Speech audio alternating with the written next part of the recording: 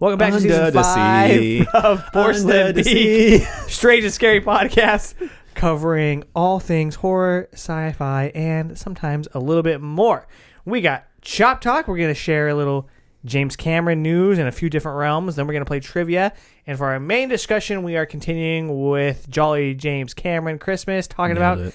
Concluding even. Abyss. Yeah, Yes, if you're sick of hearing about James Cameron, too fucking bad, because we're talking about some more James Cameron. But then we're done after this. Yes, and if you were able to find The Abyss, we hope that you checked it out and are able to watch it with us. So we'll go ahead and get started with the episode right meow.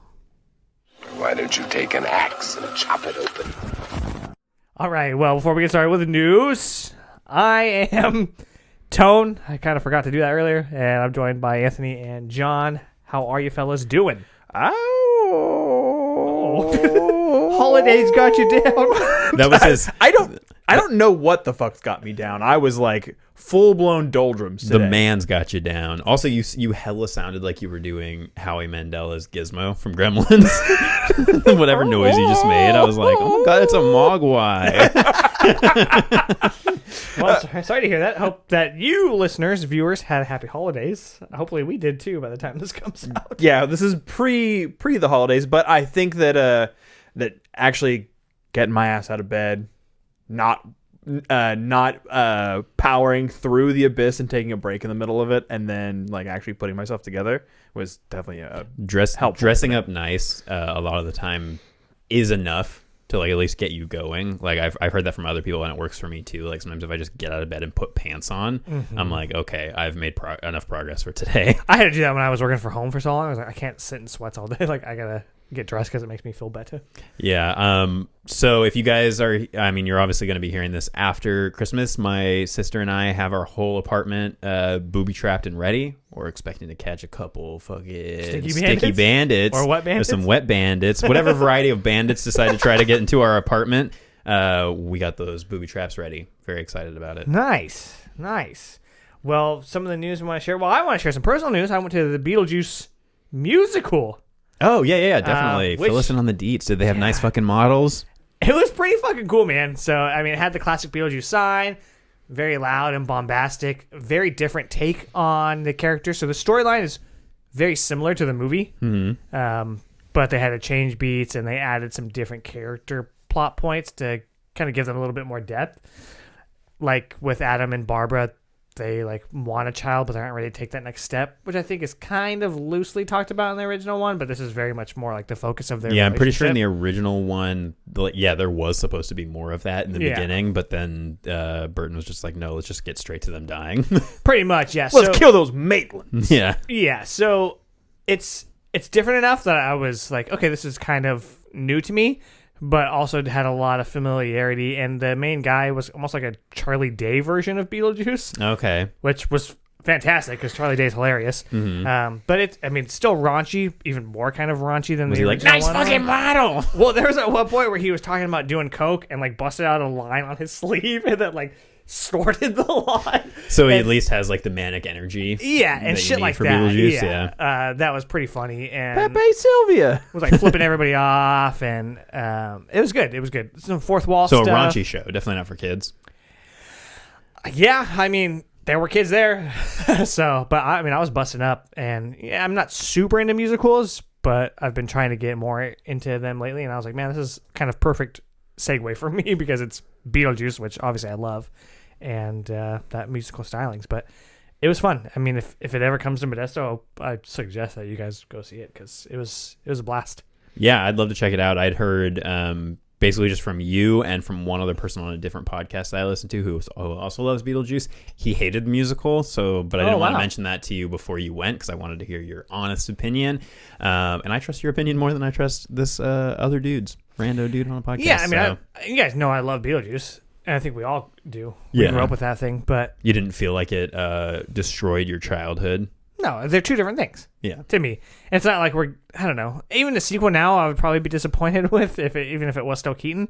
But this, like I said, it was different enough, but still playing homage to what came before it. Like the whole crazy statue things that is it Dahlia makes or Delia? I can never remember how to pronounce her name. Yeah, they're like in the background, but it's not as like we're taking over and we're using these mechanics. Do they do the Belafonte songs? They do, and they even have a part where like not to the same degree where like the shrimp comes up, but like one dude has like a shrimp that like pops up, and it's kind of off to the side. So if you're paying attention, it's not really the main focus. But I was like, oh, cool! Like, and it's little things like that where they're still paying homage to the film. But again, trying to do sort of their own thing. But yeah, I mean, they have the banana boat. Even some of the dialogue was similar, but it's a lot more about like Lydia feeling lonely and wanting to be seen, and even Beetlejuice like being lonely and kind of wanting to be seen and become alive again. So it is adding a little bit of depth to some of the characters. Did the person that played Mrs. Dietz, did she live up to Catherine O'Hara? Dude, it's weird. I don't know how much you guys want me to spoil it, but she is not her mother. She is like a life coach and eventually becomes like her stepmother. And so it's a little bit different there, but that actress and the way that they played it, that kind of irritated me because it felt like she was trying to be Catherine O'Hara, where she like in Schitt's Creek where Catherine O'Hara always pronounces shit wrong. Yeah. She was like doing that. And I was like, so you're being her character from a different Yes, it's almost thing. like she watched Schitt's Creek. Yeah, and I was like, So actually that was the only part that really bothered me. It's funny because my headcanon is that her character in Schitt's Creek is the older version of her character in Beetlejuice. Because she's always wearing black and white striped shit in Schitt's Creek. And I'm like, you're the same character. But I've also been on a big Catherine O'Hara kick recently because I found out about, Best in Show and other movies that she's done with You're also looking to Eugene be Levy. Sexually aroused. Yeah. Hey, man, I'm not going to lie to the audience here about my love in all capacities for Catherine O'Hara. But yeah, I mean, I think you guys would like it. It was fun, and I would see it again. But we had some other news about James Cameron. I mean, I guess what I really wanted to touch on was we talked about the numbers for Avatar and how much it would need to make. As of right now, time of recording, today is Thursday, the 22nd. It is sitting at, and this might not even include today's numbers, but it's sitting at 609 million worldwide. So I mean, it's made a lot of fucking money at this point. I think it's made back its budget at this point, though, and not its marketing budget. Yeah, aside from the marketing budget. But I mean, with marketing and everything, because of how expensive this movie was to make, they need to crack a B before they even get to black. Yeah. So I mean, crazy, and the reality is they are 100% going to hit that mark bare minimum. Yeah, I think it's do we see it crack 2 billion? Do we see it get to 3 billion by the time the theatrical run? And that's 3? So what I was saying, because Steven asked me, he was like, how do you think it's going to do financially? And I said, I think it's going to do incredibly, but I think the narrative around it will be, but it didn't do as well as Avatar or Titanic, which are other James Cameron highest grossing movies of all time. And to me, it's like, but does it need to be? I mean, yeah, it needs to make a shit ton of money to just make its money back, but does it need to top how much the first one made? Or I don't top think how much Titanic made, or top Endgame or Jurassic Avatar World or whatever. Had a slow start. Obviously, people know what the franchise is now at this point, so it's a little bit different. I think the diehards went weekend one. Maybe not diehards, but the people that were, really excited about it. It's getting good word of mouth, like we talked about off mic. And this weekend being a holiday weekend, I think it's going to get a lot more people because I used to work in the theater, so I know like this weekend is going to be busy because either you do your presents and then you don't do much else, but a lot of people will be going to the movies. Yeah, in my opinion, the holiday season, and this is how it used to be before Jaws. Before Jaws, before the summer blockbuster became a thing. But the holidays are the sweet spot because now summer is just it has been fucked around with so much by Marvel, and now the summer blockbusters start in May and sometimes March. Yeah. So they start a lot earlier, and that whole season feels weird and drawn out. And so there's not only is it going to be hitting during Christmas, but then also because there's really not anything big coming out in the next couple months, it's going to have a nice few months where it basically is going to have no competition. It could at least be the thing to leave in IMAX. Exactly. People are saying go see it in this format. Like which means it's going to be making $20 per ticket. Yeah, we're so it's going to make a shit ton of money, which is again a huge reason why the original became the highest grossing movie, was because people wanted to see it in IMAX 3D. And so I don't think it's going to get near what the original made. If it does, I'll be super happy for it. But I think a lot of people also are trying to spin this narrative that unless it becomes the highest grossing movie of all time, it's a bomb. And it's like, it's still making a fuck ton of money, but the whole like, I don't know, the whole business and how much money you have to make to be considered profitable. And it needs to make a bill at least, but it's going to. Yeah, it makes my head spin to just think about how much money is just being thrown around as like, it's got to make $1 billion. The level of rumors about this movie are fucking ridiculous. So there was a conversation that was had with James Cameron where he said that as of right now, the footage that he's turned in for Avatar 3 to start the actual CG process, and that they're paying to have CG process done for, is 9 hours long. And somehow during the process of that, they spun that as to saying that there was a director's cut of Avatar 2 that would be 9 hours long. And I don't know how they got those numbers, or are assuming that there's any kind of director's cut, because James Cameron has said literally nothing about there being another cut of this film. There might be at some point, but that's not going to happen right now. Right now, it's been out for a week and a half. They still don't know what the legs are going to be of this movie. Also, why would you need a director's cut if you already know you're going to have 3 more movies after this or whatever? Like, yeah, I can't imagine Disney's breathing down his neck on that. And from what I've heard in interviews, he seems to have put everything he wanted in this movie. Like, absolutely, it doesn't seem like there's anything left on the cutting room table in terms of what we got he like wanted. 10 minutes underwater. Yeah, in terms of what he wanted to put in the movie. Yeah, I don't get why this movie is the one that everyone wants to spread rumors about. Because like I said, early before the movie was released, they said that it had to be the highest grossing movie of all time to make a profit. And I don't think that that's true either. Well, part of the reason... I think it was like $400-500 million budget, something like that. Like, even those numbers It's the highest budget of all time. Yeah, and even those numbers haven't been clear about what exactly they are. And we know, just because of shit that we've watched and from our experience, you have to double that. And I think that's why we're estimating like it needs over $1 billion to profit. But it's at 600, like... And we're not even into the second weekend. I don't think it's going to have a huge drop off. Well, yeah, what's playing this weekend that's going to stop it? Is it Babylon? No one's going to fucking see Babylon. If anyone's going to the movies, especially if they're bringing a family, they're going to see Avatar. I mean, other than that, maybe Puss in Boots. That shit's got like near 100% critic and audience scores right now. Yeah, but people still aren't going to go see Puss in Boots over Avatar. It's a CG marvel, the likes of which we've never seen. I mean, really, the only potential competition that this movie could have had came out at the beginning of this year, which was Top Gun. Oh yeah. So, and also, I'm surprised that shit's not still in theaters. Well, and also just talking about how, if you're into spectacle movies, how fucking amazing this year has been in terms of, we got Top Gun Maverick, which is like a spectacle of practical effect. I mean, there's CG in that movie, but it's mostly like the wonder of watching people fly real jets and shit. And then you get the spectacle, obviously, on the other side of it. I was having a similar conversation with Steven about this compared to Oppenheimer, and how these are both directors who are just spending insane amounts of money on visual spectacle, but doing it in completely different ways, where Nolan is blowing up bombs to make a nuclear explosion, and Cameron's over here like, save the whales in CGI. But yeah, I've stayed away from a lot of the the articles and stuff about how much money this movie is making, because before it even came out, the narrative has been so like, we need to spin this as negatively as possible, because for some reason people just have it out for Avatar. And I think it's because in these 13 years, people have... I mean, we've even joked about it, where it's like, why the fuck would James Cameron be making 5 Avatar movies, and why did it take 13 years, and blah, blah, blah, blah.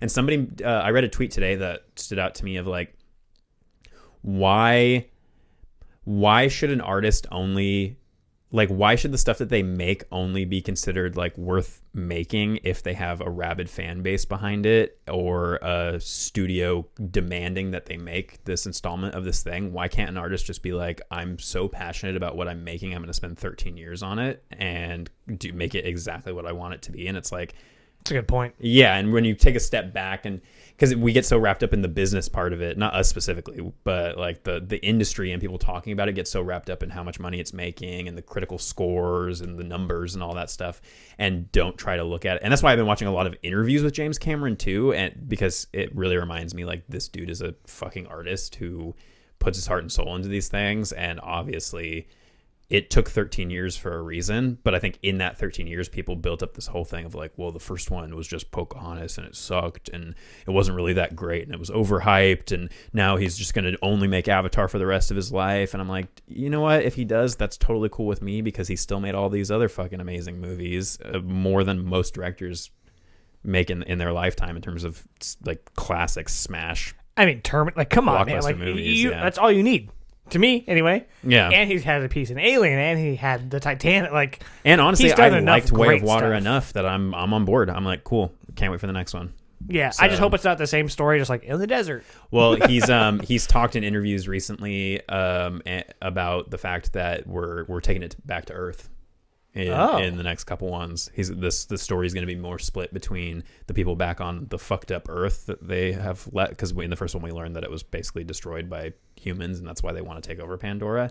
So it'll be more split between Earth and Pandora. And when I was talking to Steven, he was like, what if now that they have this like ability to swap consciousnesses around, what if then the Na'vi get some sort of like human avatars? So we'll see like maybe Zoe Saldana actually playing like, you know, not a blue person. Yeah, maybe they'll get human avatars. Well, I wonder if they're just gonna transfer their consciousness into the bodies of the Na'vi, and then send them all to Pandora. It's like, well, how are you gonna tell us apart now?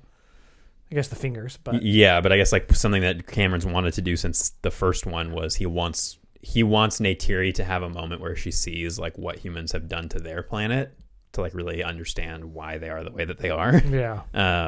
So yeah, but I've been watching a lot of interviews with him. He has a really great one with Denis about Dune, where they talk about that and everything. But yeah, the whole narrative around it, I've been trying to avoid most of the newsy things about it, and just reading people's reactions, and overall people just seem to be really into the movie. So I mean, if it was causing depression because it ain't real, I can only imagine that this one's doing the same thing.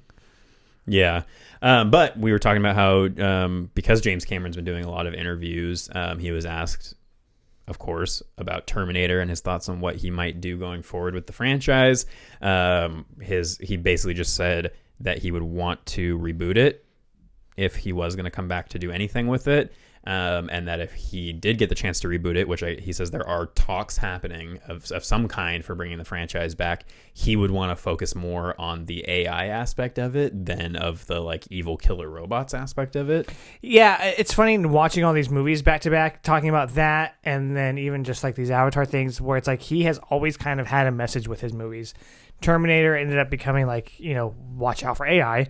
Be careful with the machines that we're making, because they're going to either be the end of us, or we're going to create them to destroy ourselves. And then The Abyss, which we're going to talk about, is very much like, be careful with war and watch out with what you're fucking doing in the ocean. Yeah. Right? Which we've seen the consequences of that happen. And then Avatar obviously was be good to the forest, and then Way of Water is be good to the ocean. Like, he's always had these messages in his movies, and it's even more clear to me now, having watched them together. So I wouldn't be surprised if he's like, yeah, now instead of like robots, which I think was a fear for a while, even something from like the Twilight Zone, right? Yeah. Robots. Now it's like, well, AI is scary as fuck. Like, if you really think about it, and it can get worse. And it's so, and I can totally understand why he would want to take that angle, because just like what you just said, the amount of conversation that's happening right now around AI art, and how much that's freaking out artists, in terms of like, there are people who are actively trying to destroy the profession of being an artist, because they're like, we can have a computer do the same thing, in huge quotes, do the same thing, you know, better, in huge quotes. And so, yeah, it's getting like legitimately scary, real life scary. So if he somehow found a way to crack that and still make it feel like Terminator, then I think that would be cool. But it's super, super early talks, and obviously he, I'm sure, just offhand said this in an interview, and doesn't have any intention of being super hands-on, because he's doing Avatar for he's going what, 3 more at least, right? He wants 5. Who knows at this point? But still on the Cameron vein tangentially, there were some news dropped. I had mentioned in a previous Chop Talk that Fede Alvarez was potentially going to be doing some sort of alien movie. We've talked about Neil Blomkamp maybe doing one in the past. Ridley Scott obviously had his chance to do a couple more. Noah Crowley. Holly. Noah Hawley, yeah. I always want to say Crowley. Supposed to be doing a show. Yeah, and that's still supposed to be happening, apparently. But Fede Alvarez's alien movie, which is tentatively titled Alien Romulus, is going to be filming in Budapest as early as next February. Shit. So it's happening. As all that I know from reading the article, all that we know is that in previous interviews, Fede said that he had pitched an idea to Ridley Scott a few years ago. I think Ridley at the time was probably like, well, I got my own thing going on with the movies. Yeah. So the idea got shelved, and then Ridley apparently called him up recently and said, hey, you want to do that idea you were talking about? It's going to be like Hellraiser and Prey. It's going to be a Hulu exclusive thing. So, I mean, we really liked Prey. I thought Hellraiser was fine. But that has no bearing on how good this movie is going to be. I think that Fede is a really talented director. I could definitely see him doing a really cool, especially if he does it horror. Like if he makes it horror Alien instead of like the heady sci-fi, like Ridley Scott style version. Which is funny because the original Alien is also Ridley Scott, but you know what I'm talking about, the newer stuff. Later period Ridley. Yeah, if he goes into this more fucked up horror direction. But yeah, outside of that, it just says that it's going to have no connection to the other Alien movies that exist outside of obviously the Xenomorph being involved in some capacity. So yeah, that's pretty much all we know about it. But I like Fede. I haven't seen all of his movies. I didn't watch his Girl in the Spider's Web. I don't think not worth watching. Yeah, but I like his Evil Dead and I like Don't Breathe. Yeah, so fair enough. Yeah, the only cool part of Girl in the Spider's Web is they show the scene where like it's the one that they show in the trailer the whole time where the person gets like sucked up into that like vacuum bag thing. Oh yeah, that shit is legit creepy. But the rest of it's like meh. So those are the biggest news pieces from the week. There are a couple other smaller things that I thought were interesting I wanted to mention. So rapid fire news. Yeah, so Tom Holland, not Spider-Man Tom Holland, but Fright Night director Tom Holland. Child's Play director Tom Holland. What's that? It's a Child's Play director. Child's Play director Tom Holland. He has written a Fright Night novel. Okay. He's doing 3 novels that are in the Fright Night universe of those original movies. This one is called Fright Night Origins, and the audiobook version is read by Chris Sarandon. Oh, I thought you were going to say the other Tom Holland. That would be fucking hilarious. Holland on Holland. So Chris Sarandon is, in a way, coming back to the role of Jerry Dandridge because he's reading those parts because Jerry is a part of the story. It's going to, I assume, be his origins. But I am super excited to check it out because I love Fright Night. That's cool, man. And I'm a big fan of Chris Sarandon. I wonder if he's also the Jack Skellington. Comedy will translate into that kind of format. I think it can. I mean, it just depends on how it's read. Yeah. And then the other small bit of news that I wanted to mention is that Lee Isaac Chung, who directed Minari, which is a movie that I really, really enjoyed from a couple years back. Stephen Yeun, yeah. Stephen Yeun, A24. He is going to be directing a sequel to the 1996 movie Twister called Twisters. Okay. That is going to be hitting theaters summer of 2024. So we are getting a Twister sequel. I haven't seen Twister since I was a kid. It used to freak me out. I just remember a cow.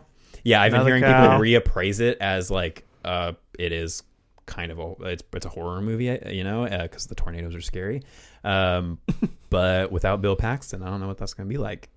I remember really liking that movie. Don't they like strap themselves to a pipe in a basement at the end? They do, yep. Yeah. I just remember by a belt. It's an F5, man. It's an F5. That's the biggest one. That's the scariest one. When they drive a truck with like their fancy thing that they've made, they've given little wings with Pepsi cans. Yeah.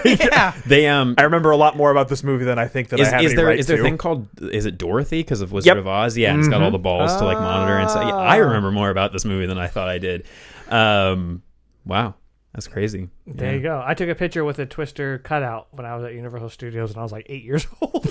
That's pretty tight. So there you go. That's some of my cool stuff. You mentioned Pepsi, and it reminded me. This is super random. Has nothing to do with Chop Talk, but I saw an ad on Twitter last night that was Lindsay Lohan showing her recipe for how she likes to drink Pepsi, and she pours like half a glass of Pepsi, and then she pours milk in. No, this is the thing. This is actually a thing that's been on TikTok for like people do? years. And she calls it pilk. Yeah. So the ad is cookies and pilk. What the fuck? Why though? Your guess is as good as mine. Damn. I mean, I don't trust Lindsay Lohan, like, on principle. I like some of the Lindsay Lohan's. I watched The Parent Trap. She's up movies. to no good. Both of her.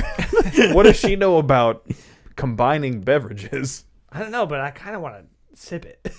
You're like, I want to taste it. Just I don't want to waste the milk or the Pepsi. Yeah, really, when I think about it, I'm like, it could be similar to like a float, like of some sort. Okay. Yeah, but no. Okay.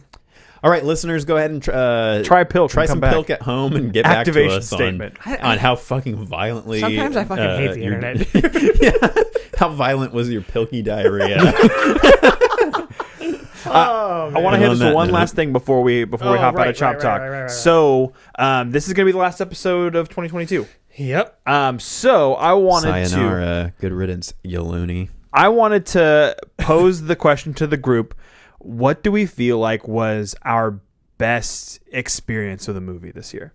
I have a very everywhere else. I mean, yeah, that's that. I was Debbie Does Dallas. It was either going to be we're all kind of on the same page, or we all have some really insightful information. My experience in the theater with everything everywhere all at once is still highlight of the year for me. Just how emotionally arresting that movie is. Yeah, I mean, I still think about that movie. I was thinking about Schrodinger and the whole cat business, right? And about how, like, I think that's what the title of Everything Everywhere All at Once is referencing, where it's like, you know, you don't open the box, so at the same time the cat is alive and dead. Yeah, it's you're existing everywhere. So you know, I've been thinking a lot about that just this last week, actually, and so I was like, oh, like that movie, it makes more sense to me now, just from learning more about like the whole Schrodinger's cat stuff. So yeah, and that movie fucking slaps, dude, and it's one of our most watched episodes. I think for a helps. reason. Yeah, I'm just so happy that And it's getting some movie. accolades now. Yeah, that movie is being so well received, because Swiss Army Man, which is another one of my favorite movies, and is also Daniel's, you know, had obviously more underground success. So it's I always love to see, like, okay, now they're having like that real mainstream, potentially Oscar winning, at least nominated success. They're on the short list for like almost every category except for visual effects for whatever reason. It's funny too, because a lot of times we go into these Oscar movies and I'm like, who fuck watches these movies? And I know we do, but like the general populace doesn't, I feel like. General populace. Thank you. And this is one where it's like, we know nobody has watched this shit, but we loved it. Yeah. Also, the cool thing is, if they don't win any Oscars, they can just say, well, I mean, in a different reality, in a different multiverse, we won all the Oscars. Yeah.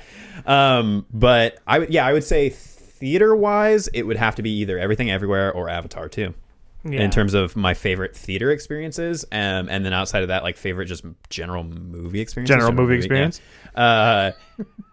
Maybe After Sun, and I think my memory is just terrible, so trying to think back more than a month is difficult. But I mean, you're swinging at a week at this point, aside from Everything Everywhere.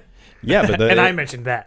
Yeah, but I also just didn't go to the I just don't go to the movie theaters nearly as often as I did back in the day. So the ones that stuck out to me are 2 of 5 times I went to the movies or something. But what about horror? What do we feel like in the horror genre? I mean, the first thing that popped into my head, and again, because I cannot remember everything we talked about for the last year, but the first thing that popped in was Prey. I mean, I think we all really were surprised by that and enjoyed that, and it was, I mean, Trachtenberg, right? Like, he did a great job with that fucking. I still think about like the scene blocking in that movie, and to me, that's kind of what I hold everything else to, because I thought it was done so fucking well. Yeah, I'm going to my letterboxd here to see if there's anything like that. Obviously, Halloween Ends. No. Corey! Yeah, I had a great time with Barbarian. Okay. Yeah, I felt that was like a sleeper. Yeah, and I felt like it. That movie just continued to be what the fuck, Yeah. over and over and over again. what the fuck? Yeah, I mean, Hard to know everything we was covered. Scream this year? Yeah. At the very, very, very beginning. Yeah. Yeah, I would say in terms of horror, Scream was probably up there, my yeah. favorite of the theater experiences, just because I thought it was a really fun movie, and I mean, I guess- I had a blast with it. Seeing Evil Dead with Bruce Campbell was pretty fucking Yeah. rad too. Oh Yeah. yeah. Meeting Bruce Campbell. Yes. Outside of turning into California raisins, because we were so dehydrated, just like it was so fucking hot, and we were just like shriveling. Yeah, it was great. Yeah, if he wasn't as great as he was, that would have been a fucking awful experience, but he made it worth every bit of sweat. So while we're already just extending this episode and making it a jam-packed end-of-year episode for everybody, I do have a quick follow-up question. All right. Did you answer? You answered your own question, right? The one that I just answered. Yes. I mean, Everything Everywhere, and then Barbarian. Barbarian.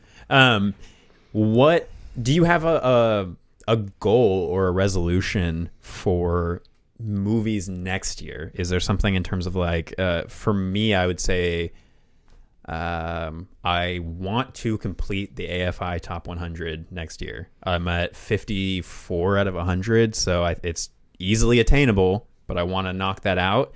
And then and I really want to put a lot of focus on some of the great foreign films like Seven Samurai that I haven't seen, and get those checked off the list too, because what I'm realizing with the AFI 100 is that they are very white, very American, obviously. Yep. So, and seeing the Sight and Sound poll come out and seeing how that was very heavily foreign films in the top, I'm realizing like, oh shit, there's an equal number of amazing classic foreign films. So yeah, that's probably my resolution next year, which has nothing to do with horror, but Yeah. I mean, for me, I have one of those like movie scratch off posters. Mm-hmm. So working on that would be one for me, but also kind of similar to what you're saying is branching out more. So, like, I mentioned it earlier, like I don't really watch a lot of musicals, and so I have been kind of diving into that world a little bit more. But there are other genres that we don't tend to focus on because of the show, right? And because of what we're drawn to naturally. Rom-coms for me. Rom-coms, sure, I watched yeah. When Harry Met Sally, and I was like, you know what? Now I'm going to do You've Got Mail. Yeah, Sleepless totally. in Seattle. Yeah, so I mean, like for me personally, I've been watching a ton of like the really cheesy, corny Christmas movies, which I don't typically do, and I've been enjoying it. Not gonna lie about it. I mean, some of them are real fucking bad, but I'm like, whatever. It's the season. I'm feeling it. So we sat down and watched one, and I like you were watching it with Mrs. Jig, and I walked into the room. I sat down, and I was like, so I started rattling off plot points. And you're like, you're not far off. yeah, pretty much. They're all the same, but it's like a comfort. It's like eating mashed potatoes. You know what I mean? So outside of that, just kind of branching out a little bit more than just the horror and the sci-fi stuff that I'm used to.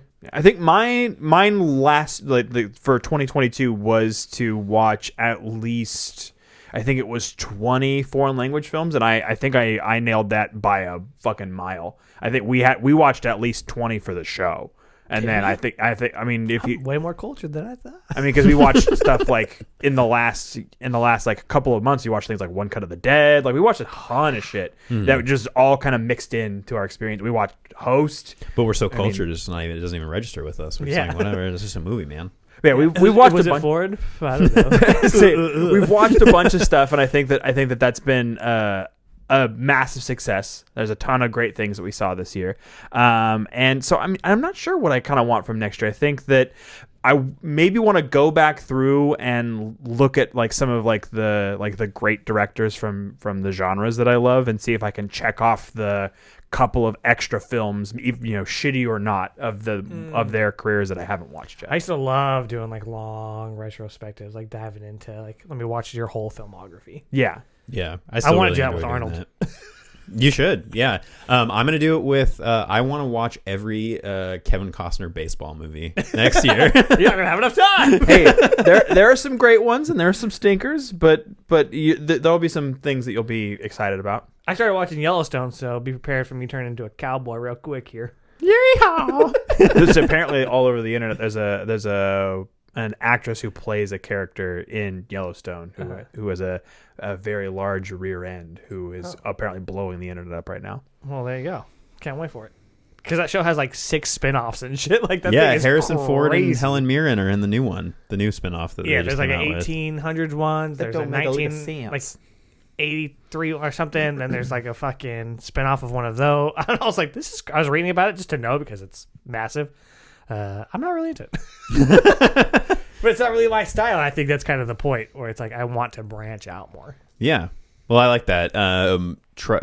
So yeah, that's what to expect next year from us. I'm going to try to, I know for a while we've been wanting to do some sort of like, I was thinking a theme for one of our 30-day long months would be around the world in 30 days. And we could cover a bunch of different countries and their different horror and sci-fi. So look forward to that. We're always trying to expand our horizons on this show. And we're open to suggestions as well.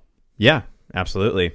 So with all that said, let's Chop get into the Talk is final gonna end. fucking trivia of 2022. Sounds good. Roll it, John. That Christmas house of wax, the fog, piranha. It's one of those, right? Right? Before we get started with the questions, we got to get the answer to John's bonus trivia from last week. You want to refresh us on what that was, please? So in the year 2022, which we are exiting right about meowish. You got to quit doing that with your hands. What? I think that's the ASL symbol for vagina. Yeah. For hoo-ha. Anyway, sorry. Exiting 2022. They re-released Avatar prior to Avatar's coming out. How much did the movie gross, Yeah. Mr. Bond? Exactly. How much money did the movie make this year? Yes, and Anthony said around 70. He said 70 million. And I said like 45 or some shit. Yes, and the answer was 75 million. And I originally said 70 and 1. The Price is Right, Jeff. But yes, nice job. Yeah, but That's fucking crazy. It's still made 75 mil. Yeah. Like just a quick 75 mil. Yeah, they can put that. They could put that movie out at any time, and it's like, yeah, we'll just make a quick 70 mil. That's wild. All right. So then our trivia question this week is coming from you. Yep, back to me. So I hope you guys so far have been enjoying these top of the game trivia questions. Since I didn't know before we got together today what our theme for next month was going to be, I stuck with James Cameron themed trivia. Okay. This is not about a James related. Fair enough. yeah, it's James related. So yeah, tangential. So your question is, we know that James Cameron has won many accolades throughout his career, some Oscars, some other shit. Did you know that in the year 1986, he won a Razzie? He won the Golden Razzie Award for Worst Screenplay. Can you name the movie that he won this Razzie for? Now, if it helps out at all, Rambo First Blood Part 2. maybe. I'm actually just like, I mean, I'm shocked that you pulled that out of your ass, and I will neither confirm nor deny. But my clue was going to be not necessarily a movie he directed, but a movie that he wrote. It's either that or something else, but go ahead. I don't know about his writing career. So I'll say Blambo Second Blood Part 4. Fair enough. Guess we'll find out next week. That's actually the underrated gem of the series, of Yeah. the franchise. Well, I mean, I'm thinking either that's my guess, but I'm thinking it's either that or Piranha 2. Yeah. The Spawning or something? So if it Piranha wasn't, 2 was earlier than that, though. Oh, okay.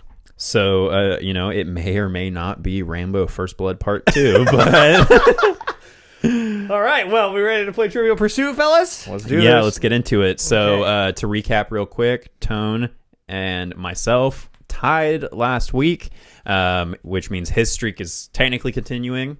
More or less, yeah. Yeah, because we both got a point for last week, but I'm still trying to break it. I'm Okay. like, you're Batman and I'm Bane, and I will break you. Oh, my God. Which Bane, though? The one where I'm he's not like going a to try to plant do base? like a racist like Hispanic accent or anything. So right, fair enough. I'm just going to go for the Tom Hardy Bane. Yeah.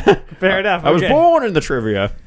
I will read to John. John will read to Anthony. Anthony will read back to me, and we will go around for 6 rounds in different categories. And the first category is Monster.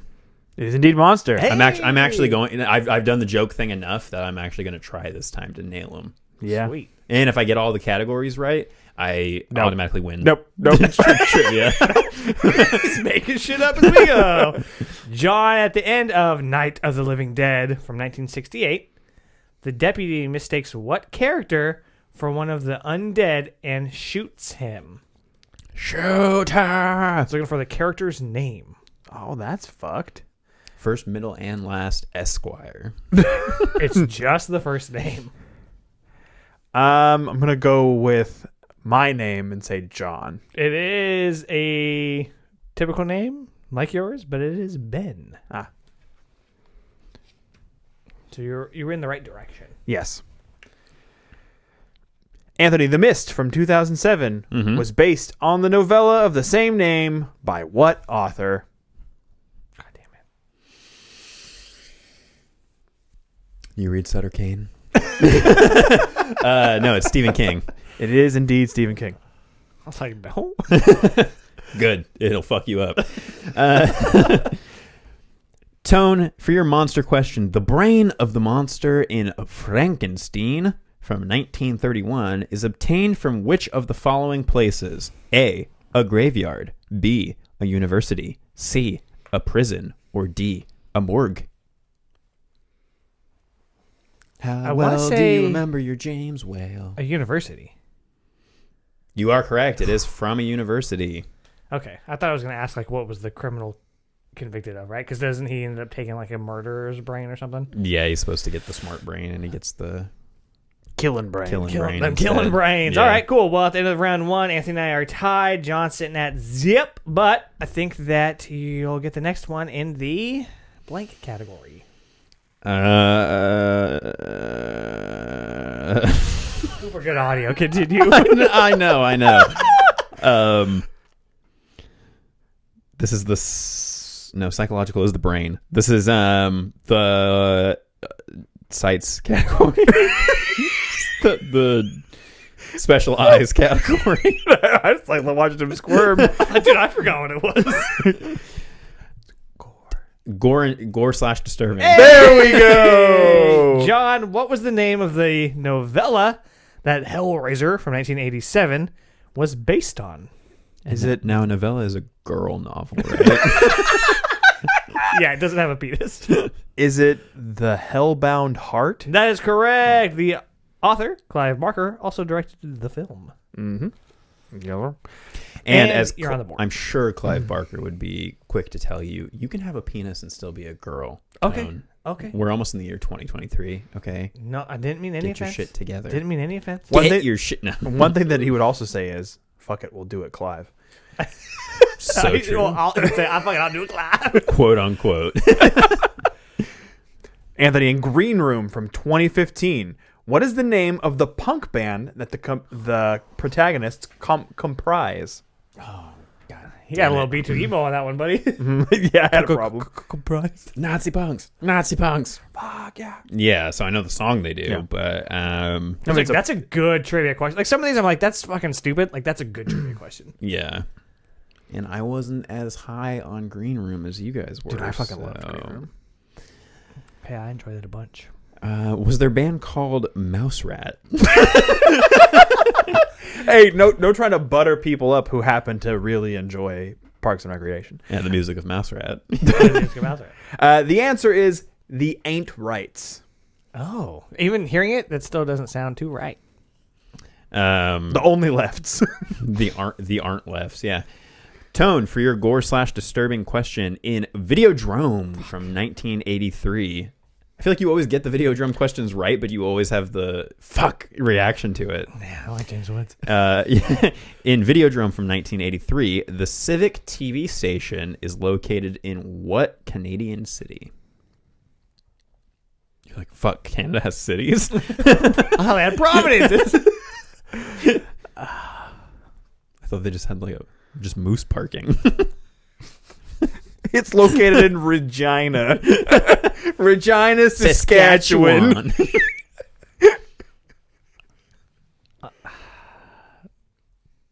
I don't know. I can't even. Quebec. Damn. It was Toronto. Oh, fuck. I was going to say that. That's stupid. You're stupid. Me. All right. We're all tied at one. Jesus Christ. Jesus Christ. Right? Yes, we are I tied at had one. that. All right. We're moving on to brain. Psychological. Yep, we already knew you had that one right. John in The Descent from 2005. Who had an affair with the husband of Sarah Carter? Was it Beth O'Brien, Sam Vernet, Juno Kaplan, or Rebecca Vernet? Or one of them little fucking ghouls. I'm gonna fuck your husband in the dark. I'm gonna go with Juno. That's correct. Yeah. Oh God, that was bad. Slap hands. Literally everybody who was watching the video gave it a thumbs down and clicked out. Wait, I can't miss a handshake. Hey, let's all right. Let's try one more time. All right, No, please don't. turkey. That's the dumbest shit we've ever done. No, it's not. Don't put that on us. Anyway, let's good job. let's run away I from found here. that video of us in Yosemite finding the Taco Bell burrito in the woods. Hilarious. I still think about how funny we are. Send me that video, and then I will still splice have it. that? I will splice it into this episode somewhere. Please do. Okay, yeah, I'll get that to you. I'll have my people hit up your people.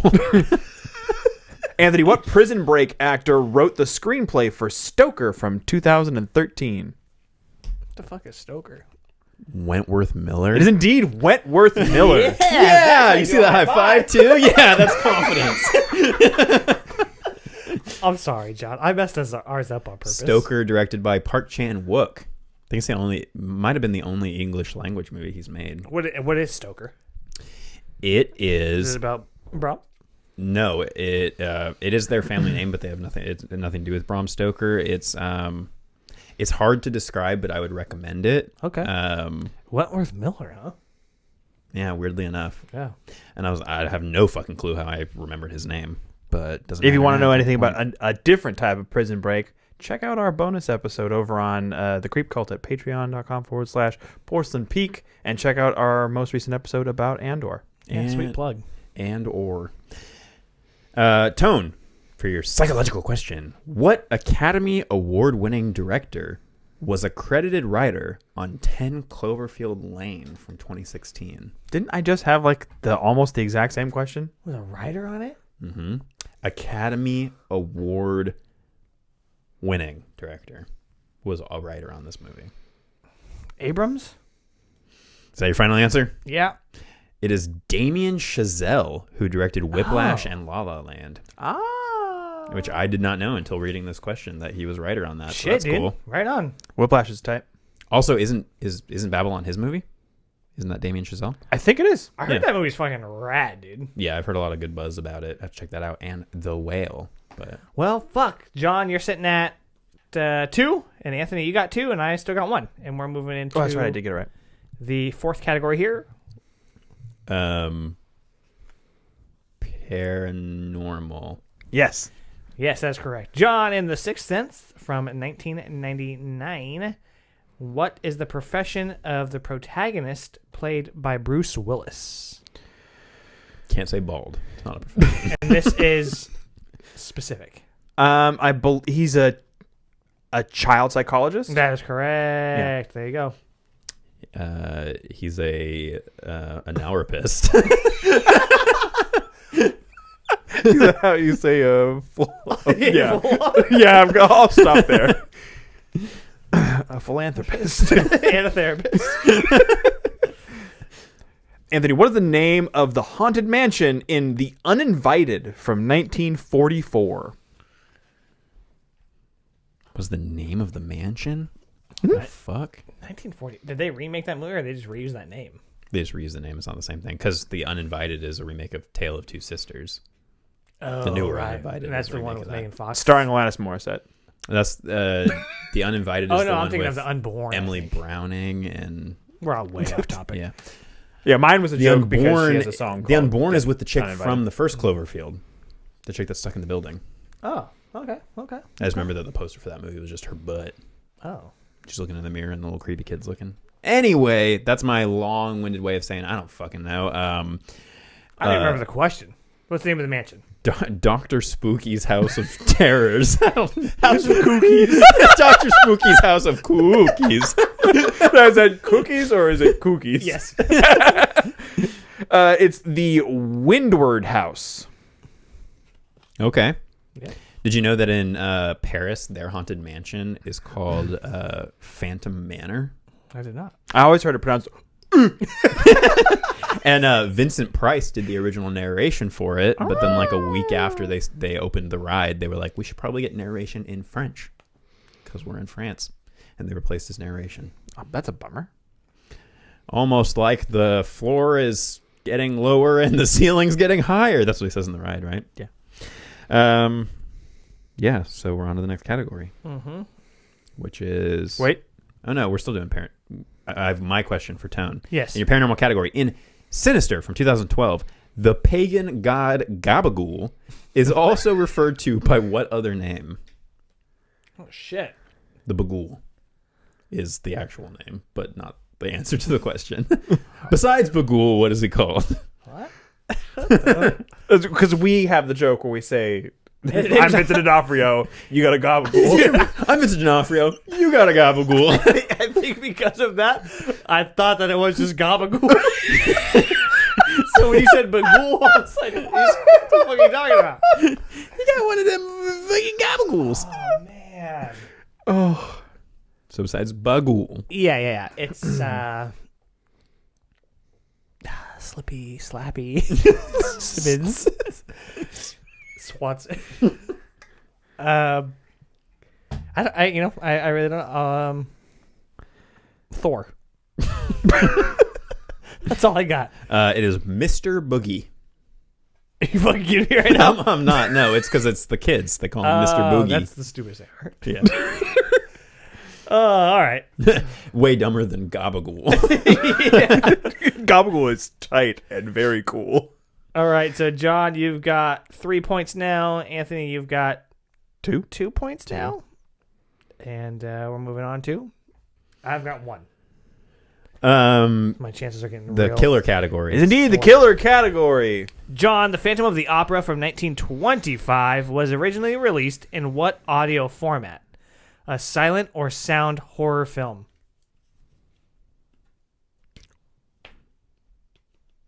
Huh? That the wording of that question is all kinds of bonkers.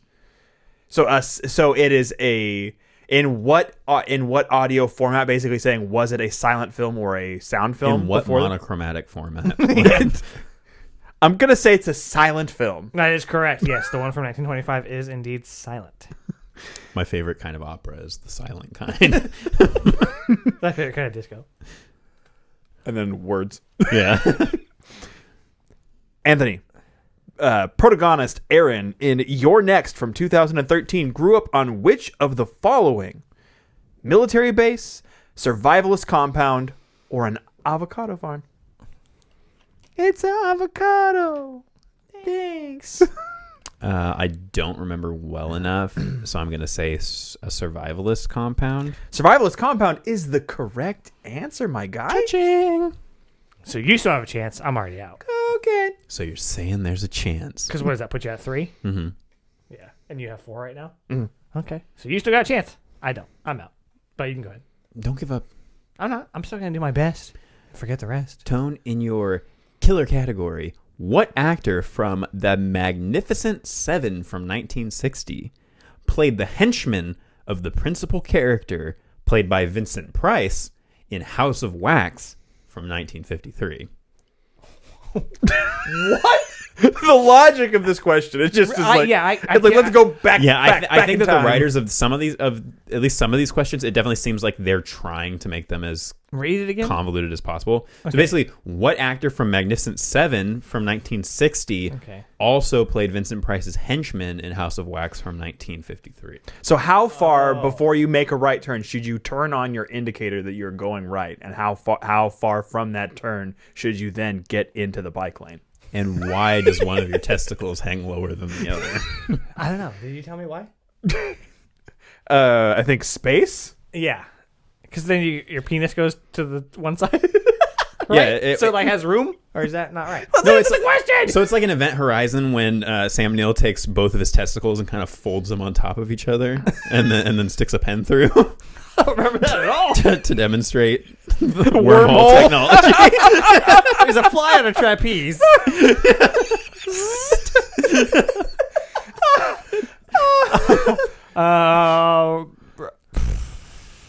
Fucking, I don't know. I can't even think of an old person. I can't even think Claude of- Rains. Hey, It's Claire Danes, but you're close enough. No, it's actually Charles Bronson. Okay. And I had mentioned Death Wish offhand earlier in this episode of the bonus, but yeah, it's Charles Bronson, who was credited at the time as Charles Buczynski. Credited as a bowling ball. Yeah, I would have never in a million years gotten that, but I do want to check out The Magnificent Seven from 1960, and I've never seen House of Wax from 53. Yeah, we should do a Price month. Yeah. Poe and Price. Call it The Price is Right. Oh, shit. All The right. price is wrong. So John's got 4, Anthony's got 3, and I've got just the 1, I think.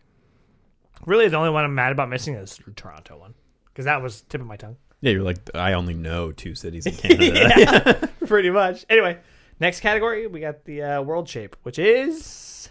International. That is correct. John, in Ringu from 1998... One I've seen. The ex-husband of protagonist Rico is, I'm probably pronouncing that incorrectly, is portrayed by what the Wolverine actor? Oh, fuck. That is correct. Come on, man. It's obviously Hugh Jackman. Hugh Jackman was in Ringu. Hugh Jackman. Yeah. Oh, shit. If you get this, Tugger on air. Tugger is not happening because I don't remember this person's name. I'm gonna say Miyazaki. That is incorrect. It is. I apologize if I offend anybody with this pronunciation. Hiroyuki Sanada. Canceled. Yeah. Canceled. Right? I mean, that's pretty good, right? Yeah, Hiroyuki Sanada. You nailed it. Yeah. There you go. Bummer. We still got 4. And this is why we have to continue watching more foreign films, but actually reading the cast list and trying to figure out who these people are. Anthony, what 1920 film is considered an essential example of German expressionism and involves somnambulism?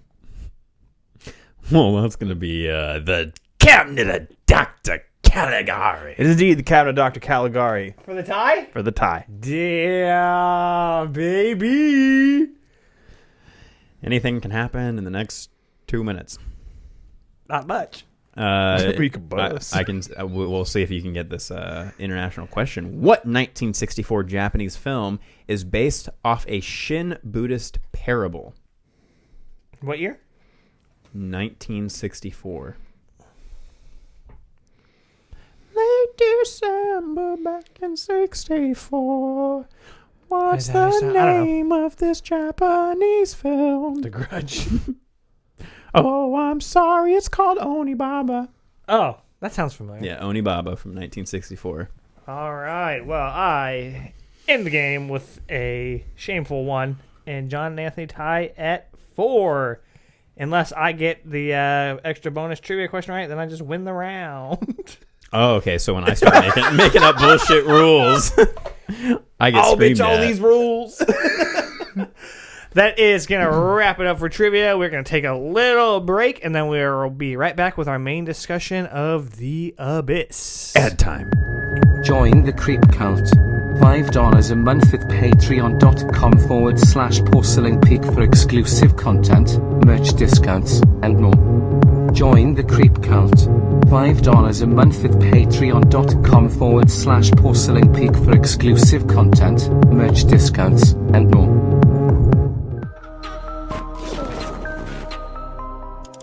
Hey, you want to see something really scary? Welcome back for our continued and concluding our Jolly James Cameron Christmas. We are wrapping things up with The Abyss. Was it abysmal? I don't. Stay think tuned so. to find out. Yeah, I think you think so. But born in the good year of or not born. We were born in 1989. I guess the movie was birthed in 1989. Anyway, the movie came out in 1989. Same year John and I were born. Again, written and directed by James Cameron, and this one stars Ed Harris. Mary Elizabeth Master. I don't know, her name cuts off. Mastrantonio or something. Yeah, something along those lines. Michael Biehn, Mm-hmm. Leo, and a bunch of other people, but those are kind of the main people. He's my favorite of the Mr. Beans. Yeah, Mr. Bean. And if you don't know, this movie is about a sub that goes down my gullet. It was a sandwich. And an oil crew go to rescue it, essentially. Yeah. Right off the bat, Armageddon. Yeah, Armageddon bit this shit hard.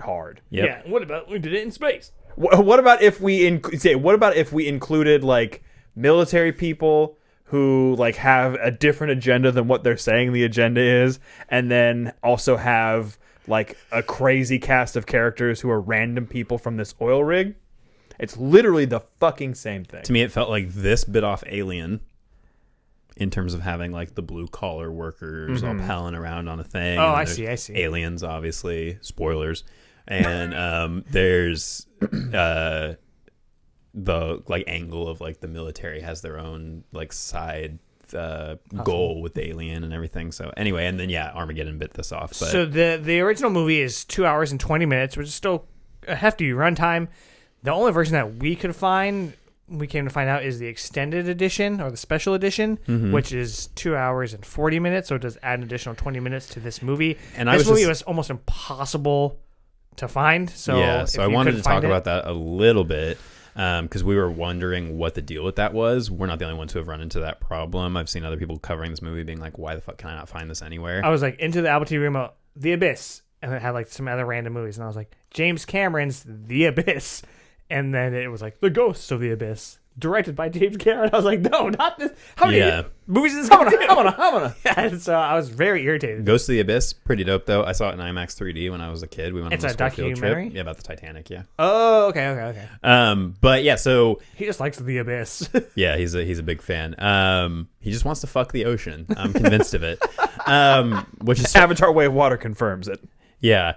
So the reason that this movie I think is so hard to find is that so the rights to Cameron's movies were held by 20th Century Fox. 20th Century Fox basically made a deal with him that they would basically prioritize the movies of his that they wanted to put out in high definition. Obviously things like Terminator and Aliens and all that. And this was lower on the list. And Cameron also, because he's so picky about how his movies look, he has to have final basically sign off on any high definition upgrades or remasters of his movies. And so because he's been so busy with his documentary work and his National Geographic shit and his Avatar stuff, he just hasn't really gotten around to finalizing the high definition version of this or True Lies. Both don't have like a HD release version.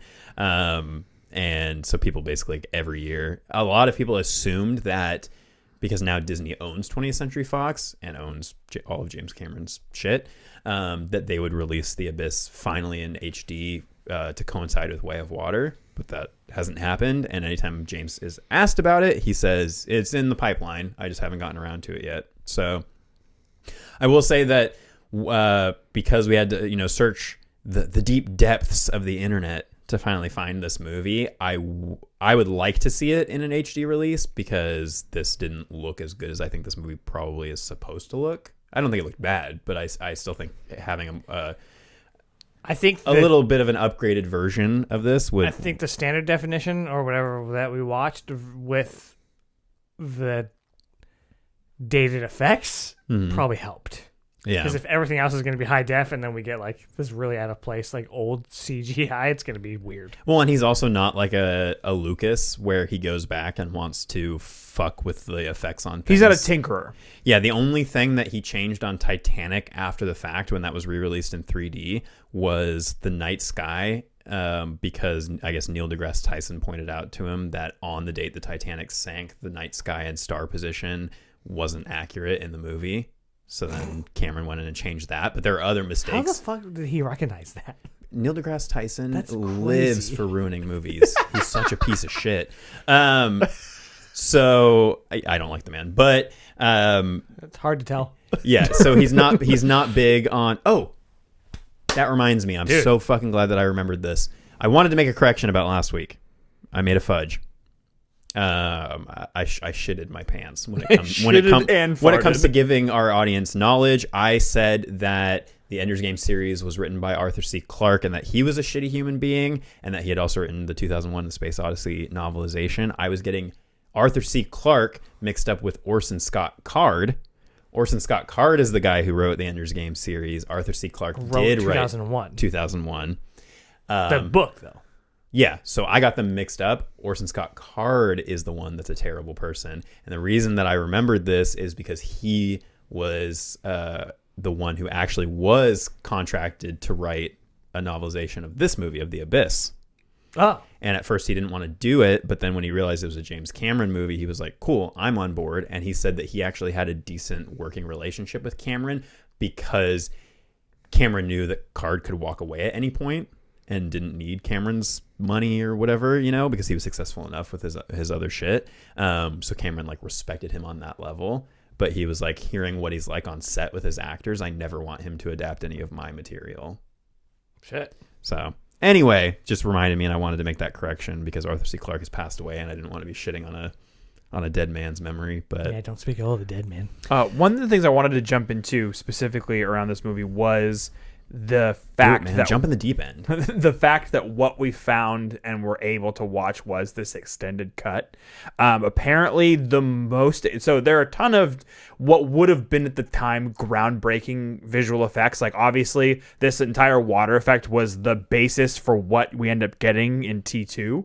But the effect at the end, the wet willy. Yeah, the effect at the end of the film, the giant wave, apparently was the most expensive effect that they went to make, and it was one of the few things that was in that 20 minutes that didn't get included in the theatrical cut, and apparently the studio was furious about it. Yeah, so it feels way out of place. So that's another. It's very bright, and everything else is so dark and blue.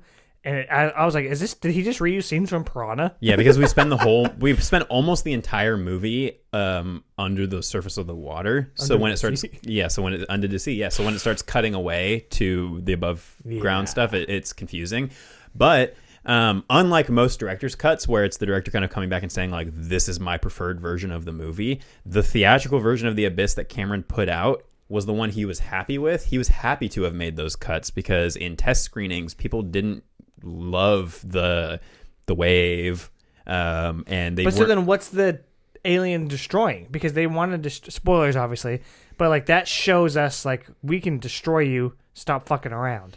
So basically, like that entire thing where he goes into the ship and the aliens show him like their reason for wanting to destroy humanity is way shorter. So it's all cut. All of this, the war footage and stuff, is cut out. Basically, they just say to him, like we're here, we want to like destroy the world or whatever, and then but then they go, but we've changed our minds because, and then they show the message that he sent when to his wife. Yeah, like, it's the abridged version of what we got. Yeah, it's a lot more truncated. See, I liked a lot of that though because so did I. Yeah, it made sense to me and it gave them a purpose, and it was hitting James Cameron's message, like stop with the war, stop with the bullshit. You're just going to destroy us all. Yeah, I totally agree with you, and most critics and audiences agree with you too. Like Siskel and Ebert came out with new reviews for this movie after the special edition came out, and they were like, this took a movie that was good and made it great. So I think a lot of people agree with the special edition being the better version, and I think a lot of it is because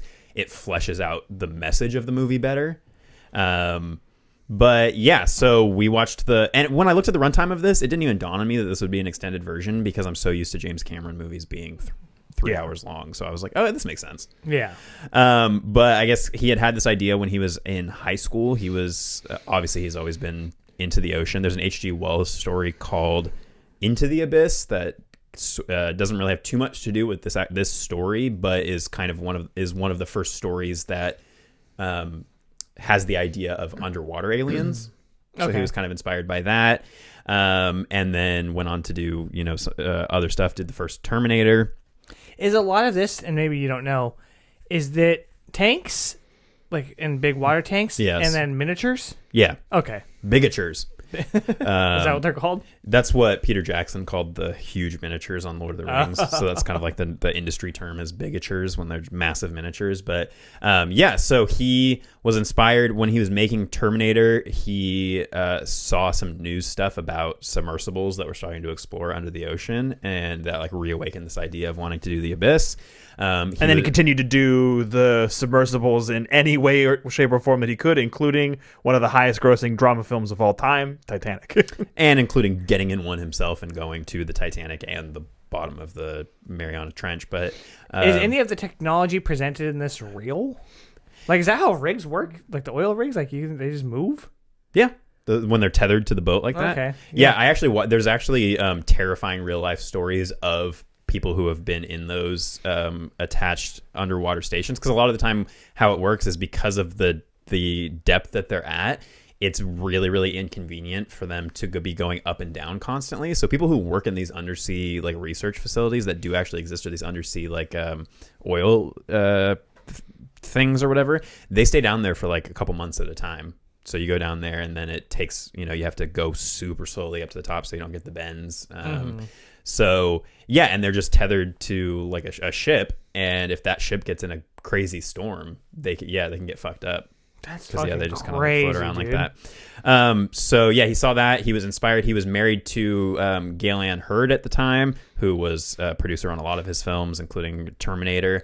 And they actually were going through a divorce during this movie, but he still wanted her to produce it. He had already started dating Catherine Bigelow during this movie, and I think you can really, really tell that he was going through a divorce when you watch this movie, because every character, as soon as Yes, bitch. exactly, as soon as Ed Harris's ex-wife comes on screen, Lindsay. Lindsay, everybody is just like, oh, it's that bitch, this bitch. And then even when later in the movie, when Harris is trying to resuscitate her, he's like, come on, you bitch, like slapping her around. I was like, whoa, dude. But yeah, so I was not expecting that. at the time, this movie was, again, in typical Cameron fashion, one of the most expensive movies ever made, and I think it was like $90 million, which seems like chump change for Cameron now at this point. Seems like chump change for the industry now at this point. But I think this is the movie that started him on going in the direction of, I don't want to work with real sets and stuff anymore, because when you hear about all the shit that went down and how difficult this movie was to make and horrendous it was for everybody involved, because of the tank situation, just everything. So yeah, what they ended up doing is there were not tanks that existed that were big enough for what Cameron wanted to do to make most of this look realistic, and 40% of the movie is filmed underwater. yeah, it's crazy. Yeah, and so they went to an old nuclear facility, like an empty nuclear facility, and like sealed it off and filled it with they had like two giant tanks that were at the time the biggest tanks in the world, the biggest filtered tanks in the world. I think the main one they used was like 50 feet deep or something, and it was wide enough that you couldn't see the edges when you were inside of it, like if you were underwater. So scary, dude. And then on top of that, because they wanted it to be dark, they filled the whole pool with these floating black beads so that people could still break through the surface in an emergency without a problem. And then along with that, they had a big black tarp. And then at one point during the shoot, a storm came, and a lightning storm, and tore a hole in the tarp. And so they had to pivot the whole thing and start shooting the rest of the movie at night because too much light was coming in, and it would be too expensive to fix the tarp. So then all those actors were now onto a night shoots and getting in that water in the cold. And Cameron did his best to try to warm up that water by bringing in literal tanker trucks full of gas and just basically plugging them into burners that were hooked up to the tank to try to heat that water. But it was so much fucking water that on their first day of filming, they sprung a leak and had to bring in dam engineers, like who work on dams, to come in and try to figure out how to seal it. Those dam engineers. Yeah, so they sprung a leak. Pretty much everybody who was on this movie almost drowned at different points. That's fucking nuts, dude. Cameron included. He spent upwards of 5 to 6 hours underwater shooting stuff, working on stuff. Most of the actors would go 1 to 2 hours underwater. They all had to, much like Way of Water, become certified divers. He had to get specialized aircraft microphones to put in the helmets so that he could record their dialogue and get actual on-set, like straight to tape dialogue. And he felt that it was too clean, which is why it has all the added like respirator sound effects and all of that stuff, which I think actually makes the movie creepier, because you're constantly scary, dude. Yeah, you're constantly conscious of the breathing and thinking about the oxygen and all that stuff. I love the ragtag group of people we get. I was thinking about that, and I feel like now with Hollywood movies, like everybody is kind of like these handsome or beautiful, like movie star-esque people, and this, you get people from different walks of life. Like some of them are handsome, some of them aren't. I mean, even Harris, like he's balding, which people don't traditionally think is handsome.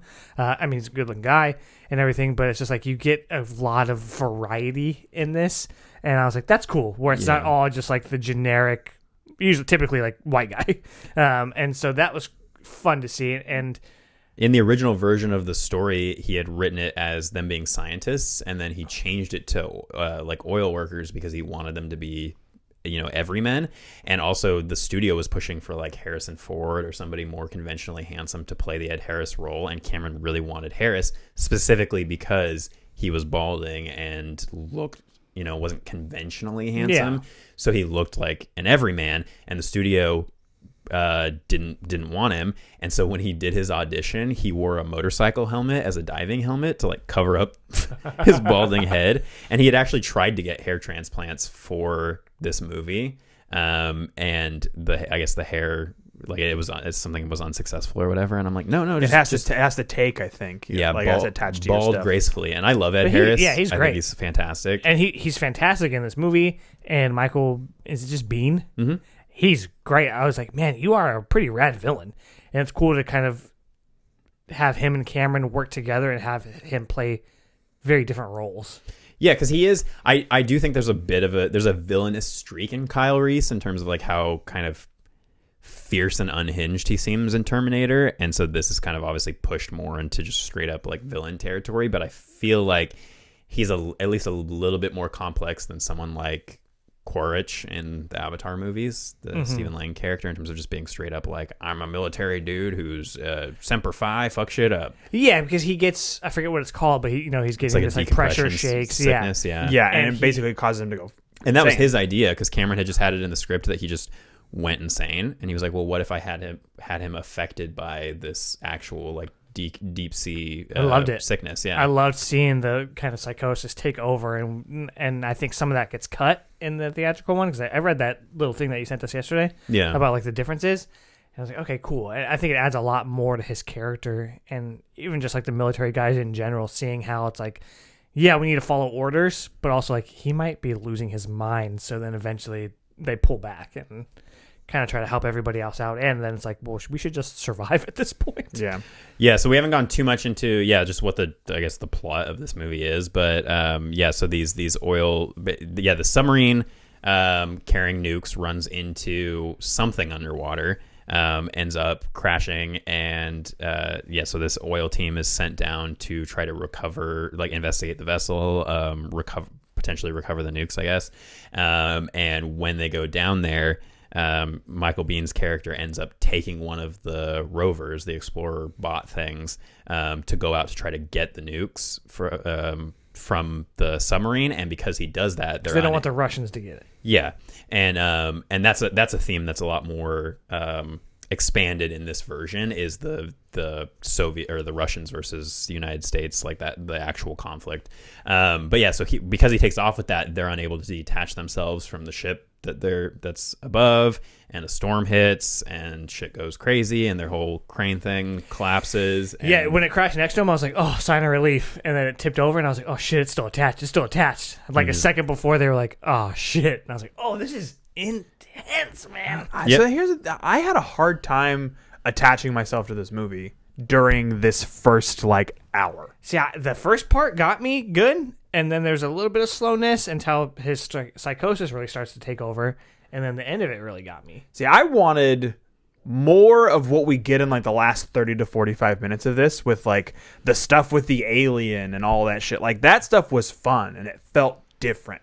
And I liked how the alien also kind of has that like bioluminescent like factor, similar to how of like the Mariana Trench like, stuff. Okay, he just carried this over into Avatar. Yeah, totally. Which I really dug, but like I don't know, like it felt like a boilerplate like disaster movie for like the first hour or so, and then it starts to have like beginning of that, like it set the blueprint. You know what I mean? Yes, but I think that there are other movies that took little parts of this and did it better in little spaces. Obviously, Armageddon is not that movie, but like like a movie that also has Ed Harris in it, The Rock, has like similar stuff. Also has about, Michael like, Biehn in it. Yeah, that has the components about like fighting with like, you know, weapons of mass destruction and shit like that. All those parts like are done better in that movie. Whereas this, like, you're not super scared of the warhead at all that they end up bringing back onto the ship. But I just for love the that time, it's just Michael Biehn at one point is just fucking carrying that nuclear warhead just under his arm. It's because he's going crazy. Yeah, but I thought the performances were good. Mm-hmm, I just had a really hard time attaching myself to the story until shit really got ramped up.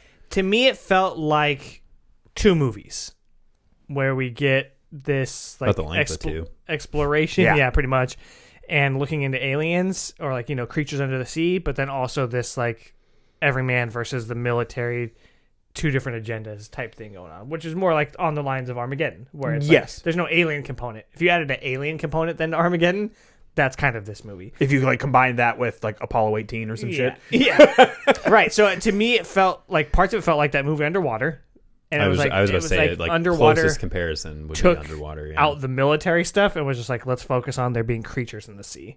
Yeah. And I think that made for a tighter movie. But I mean, I still enjoyed this one.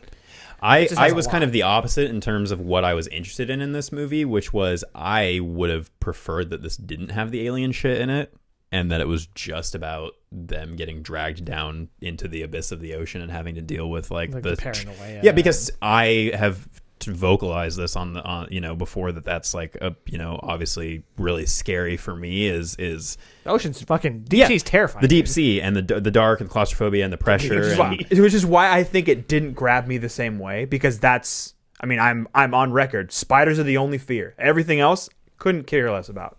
We'll put you in the deep trench and see what happens, bro. I mean, with spiders. It's just John in the ship with a tarantula. Oh no! I mean, we put you in that suit, but instead of liquid coming up, it's just spiders. Is that a real thing? So yeah, I was going to get to that. So they get dragged toward the abyss, and then they discover that there is some sort of either extraterrestrial, or they kind of have that discussion of, do you think these are from, you know, somewhere else, or do you think that they've always been under the ocean? They pretty quickly are like, we think they're aliens. I like the idea of like there could be shit like this under the ocean that we have never. What's the acronym that they use for these? Is it NTI or something like that? Like non-terrestrial, something or other. Yeah. Yeah. There's one that I hadn't heard though. Yeah. It was like a UFO type thing. Yeah. So, in terms of the liquid, because I feel like that comes up in a Dan Brown novel too. So it's a real thing that exists. This oxygenated fluorocarbon fluid. It is actually being used in the scene with the rat. So they did this with 5 rats. All of them survived, and they actually, I think it was something like $500 for like that little amount of liquid. So they paid a shit ton to get this actual liquid, and they had consultants on, like people who had pioneered this as an actual medical thing. I guess there are some applications that could potentially be used in things like diving, because they explain, which is another thing that I just love about James Cameron movies, is you can tell, like, you know, everything that they're saying is stuff that he's researched. So it all feels like it's very highly detailed and thought out. Yeah, because they're saying the point is, if your lungs have the liquid in them, then you can't. Then there isn't compressed. that pressure difference, like of the gas in your lungs, and they won't collapse. And and they're saying like, you know, you breathe lungs for the first like 9 months. Or you breathe liquid, yeah. Yeah, breathe lungs. You breathe lungs, yeah. You breathe lungs, yes, well, that's the main application that, because it hasn't gotten to a point where it actually is being used with humans. The one scientist who has tested it almost died trying to test it, but it is possible. It's just they've done it more successfully with animals. So when Ed Harris does it in this movie, this is the thing that I thought was absolutely fucking insane. Any scene where you see him with that fluid in his helmet, he is holding his breath inside of that helmet filled with water, submerged way underwater in this tank. So he's not only underwater in this tank, but also in water inside of his helmet, and has to hold his breath the entire time. And it's chlorinated water. So he actually did have to wear special contacts to keep his eyes from like swelling and burning. Oh my God. And yeah, and so he almost drowned multiple times in the scene where he's falling into the abyss, which is fucking terrifying. Yeah, because at one point he's just like rolling, like crashing into shit, and then he's losing his mind. I loved that paranoia. That my favorite part of the movie was basically from, and I'll get back to him almost drowning, but was basically the point from him and like right after they defeat Michael Biehn or whatever, and he like floats away and implodes. I mean, that could have been the end of the movie, and it had been a very Cameron-esque movie. This movie has many climaxes. Yeah.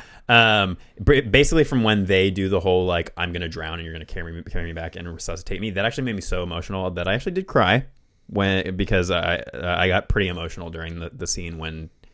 Because they drag it out because they drag it out for so long. Where I'm like, is she gonna come back? Is she dead? Like, what's? She's like waiting for the water to fill up, and I was like, no, just go. Like, yeah, and her freaking out and panicking was freaking me out. So all of that through him sinking down to the bottom and disarming the nuke is like my favorite part of the movie, and then I don't care too much about everything past that point. Is that kind of you're too like where did, because you said you didn't really care about the ending. When toward the end did it really pick up for you? No, so I don't at that point. So yeah, I didn't really care about the other stuff. It was the ending part that I know, but was I'm saying at that point too, like with Lindsay drowning, or like right after Bean is defeated. I basically there, and that was exciting at least. So I started to kind of get a little more involved. But I think basically once the water comes onto the ship, and he's like trying to like abscond with the nuke and everything, that's where things started to at least get interesting. Okay. And then it continued to escalate from there. But like that first hour, I was just like, when is this going to set up? Because this is just trying to build and trying to build and trying to build. And I'm like, come on, do this in 30 minutes. Doing it in an hour is too long. Yeah. And I imagine that the theatrical cut probably goes through a lot of that stuff faster. Yeah. Which is probably why Cameron likes it better. Yeah, I'm sure. Yeah, in terms of Ed Harris almost drowning, he got, in order for them to do that, they actually, because they didn't want him to actually have to go through decompression of being dragged down into this deep tank, they did it sideways. So they dragged him, sideways along like a built rock wall, and he ran out of air. Like he was like, "Hey, I need air." And the guy who was supposed to come give him his air wasn't there or something. It didn't show up, and so they had to have like another guy rush in and try to get him air. And basically, he for a split second was stuck inside this thing, couldn't see. His eyes were swelling, and he was like, "I'm gonna die." And then they were able to get him out and he was fine. And he said that on the drive home, he just spontaneously just broke down into tears. Because he had this whole moment of like, I almost died and I was afraid to die, and that embarrasses me. And then also like I was upset that I couldn't do the stunt, because there's like no stunt work in this movie. Pretty much everything you see is the actors doing it, which is fucking crazy. And also why like a lot of these people I think have never worked with James Cameron again. Ed Harris refuses to talk about The Abyss. He's pretty much disowned it. Wow. I just don't know her last name. Lindsay? Yeah, the actress who played Lindsay. She's also disowned it and said she had a horrible time. The part where she's being resuscitated. Mary Elizabeth. Yeah, Mary Elizabeth, when she's being resuscitated in that scene. The first time they tried to do it, she's obviously topless, cold, wet, supposed to be playing dead. She'd also had eye drops to dilate her pupils so she could barely see, all this stuff. And Ed Harris is over her, like, pounding her chest and slapping her. And the first time they did it, Cameron was like, "Oh, we got to do it again because Harris's arm was in front of your face, like blocking your face, and we couldn't see it, so we have to do it again."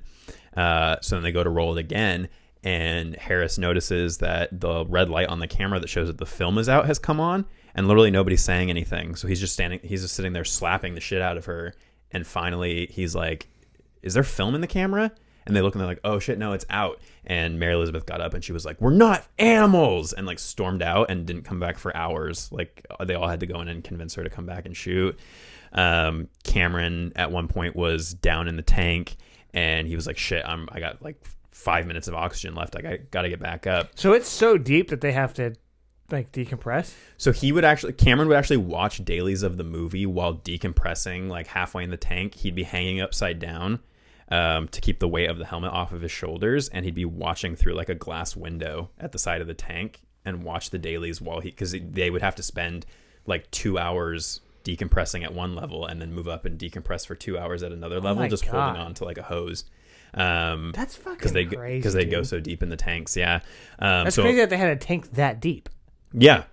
I mean, they did their best to try to recreate what they needed to. Yeah, it's just fucking wild, the lengths that movies go through. Yeah, at one point his assistant director was supposed to be monitoring whether he needed extra oxygen when Cameron was down there, and the AD had gone on break and Cameron's running out of oxygen. He's like, fuck. And so then this safety diver comes over and gives him his like extra oxygen thing, and it's malfunctioning, so it just starts shooting water into Cameron's lungs. And so he starts freaking out trying to get up to the top of the tank, and the safety diver thinks that he's having a panic attack. So he like grabs him and tries to hold him like, no, stay here. And so Cameron was like, the only reason I survived was because I punched the shit out of the guy. Like he socked him in the face to get him off of him, and then got up to the top and spit up the water and oh my God, survived, and then immediately fired the AD and the safety diver. But yeah, pretty much everybody on the movie had some sort of horrific experience. It went like 100 days, if not more, over schedule. Went over, insanely over budget. He's kind of known for going over budget, though, isn't he? On pretty much everything he's ever made. So yeah, it sounds like it was a horrific experience for everyone. Apparently, goats from the surrounding area would come onto the set when they weren't filming and just destroy shit. So they were having to rebuild stuff. And then the special effects in this, that they were pioneering that shit. And I guess originally for the water weenie thing, he wanted to either do cell shaded animation or he wanted to do stop motion with like projections on it. They do a mix of both because there's not for that specifically, but there is definitely stop motion that exists in the film. I know that there's some. I think for the aliens they look stop motion. Yeah. Yeah. And then it's like, dude, why does he always have to have people in like mechs? Some form of like, I'm like, why? You have to do that in everything? Yeah. I think Terminator's the only one that doesn't do it. That's because they are the mechs. Yeah. Like, man, dude, you have...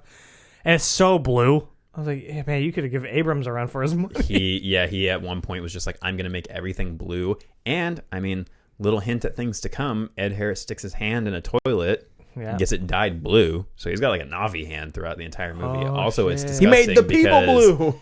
Like, did that dude not watch? He has a blue hand through that entire fucking movie. Whole movie. He's slapping the shit out of Mary Elizabeth with his toilet hand. I was like, I wouldn't get back together with that guy. Oh, yeah, such a weird scene. But they filmed those scenes with the water willy and stuff. Like, they filmed those first so that they could immediately send those scenes to ILM and give ILM the entirety of the shoot to get it done. And they were like, and if it doesn't work out, then we'll... He basically made it so that they could cut all of those scenes from the movie and it wouldn't change basically the movie. But that I don't know about that. And then the reason the wave wasn't in it is because ILM could not. They originally tried to do it with like plastic and stop motion, and Cameron hated the way it looked. So he was like, we don't really need it that much anyway. So he just cut it. And then by the time they got to the special edition, which was I think 3 years later, ILM's CG had gotten good enough that he was like, take another crack at it, and they were able to. That's cool. Do the waves that we saw in the movie. I mean, I think overall I had a decent time with it. I would watch it again. I'm curious to check out the theatrical version just to see if it adds as much depth to it. But I liked a lot of what I saw, and I think that the character pieces that were included bettered the movie. From what I read, the difference between the two. Yeah. I mean, like I said, by the end of it, I think I'm at a net positive.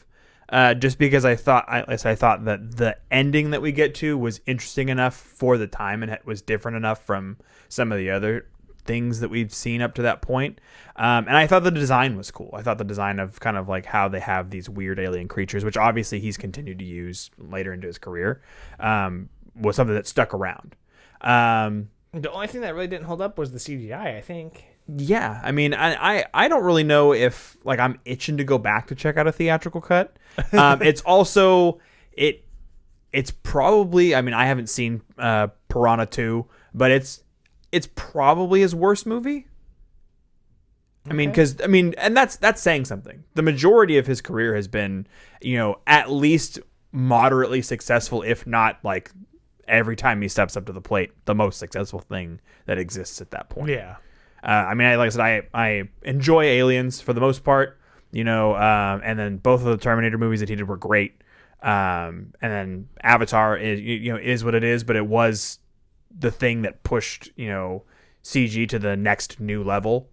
And then obviously I feel like the new Avatar is doing the same thing, and then Titanic is Titanic. But I mean, I think this is probably lowest on the totem pole for me as far as like originality and like executing the concept that he set out to make. Because I feel like every other time the concept that he had was so well realized and put together that this feels like it's chaotic by comparison. It sounds like the making of it was chaotic, and that shows in the product that's released. Yeah. I think even though I think I enjoyed the movie more than you did, I think I would pretty much agree with everything that you just said. I think most people probably agree that this is probably lower outside of Piranha 2, which I don't really even consider a Cameron movie, and neither does he. This is probably the lowest, but I still would give this a good rating, and I would recommend it to people to check out. But yeah, it does come down to, is this impressive enough because I mean, it is super insane that this is all, for the most part, either giant real sets, massive real tanks of water, or huge intricate miniatures. And there's so much research that's gone into it. And yeah, the fact that they even like had rats breathing liquid and did that for real. Apparently there's a story that one of them went into cardiac arrest while they did this, and Cameron like took it out and resuscitated the rat and then kept it as a pet for a year. That's crazy. Yeah. You know what kind of bothered me the most was that there was like no sea life. Like there's no other. Well, I mean, I get why, because they're in fake tank, or I mean, they're real tanks, but they're in tanks, not actually in the ocean. But I was like, there's no fish or anything. I think they would have definitely populated it more had it been more recent, because they could just be like, CGI. Put it in post. Yeah. Well, it just shows how, like, it was interesting for me to see how differently, how this and Way of Water show, they're both obviously like ocean porn, but in entirely different ways. Like, one is showing the like scary, dark, kind of uglier side of the ocean, and then the other one is where he was like, cool, I didn't get to really put sea life in the abyss. I'm putting a million fucking fish and glowing jellyfish things, and and it makes you just like, oh, I just want to swim in the ocean and just be one with nature. And then watching this, you're like, I don't want to go anywhere fucking near the ocean. This shit's scary. Yeah, and I would say that like I didn't find this movie very good looking either. Like, I think it's kind of an ugly movie. I mean, it's impressive looking, but in terms of like a lot of Cameron's movies are pretty, especially when I guess I'm maybe just thinking about Avatar, but like he makes pretty good looking movies, and this, I didn't find this very pretty. I felt the same as like Terminator and Aliens. Like kind of grungy. I mean, I think he's moved on from kind of that grungy look into a more stuff. Well, I think after Judgment Day is kind of, because even Judgment Day is not super gritty.